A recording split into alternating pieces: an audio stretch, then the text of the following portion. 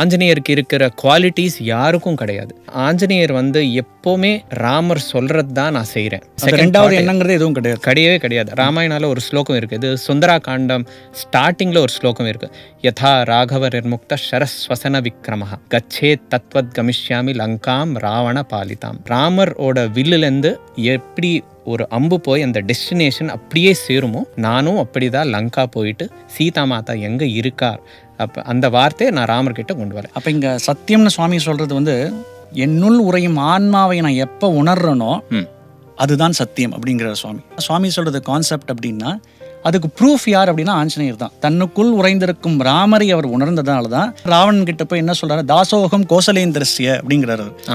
நான் ராமபிரானின் ஒரு சேவகன் அப்படிங்கிறார். அவர் நினைச்சிருந்தா நான் வாயு புத்திரன்னு சொல்லியிருக்கலாம், இல்லை அஞ்சனை மைந்தன்னு சொல்லியிருக்கலாம், இல்லை இவ்வளோ நான் படிச்சிருக்கேன், இவ்வளோ ஸ்காலர்ஸ் எனக்கு இருக்குது, இவ்வளோ பெரிய படிப்பெல்லாம் நான் முடிச்சிருக்கேன்னு சொல்லலாம். அதெல்லாம் எதுவுமே அவர் சொல்லலை.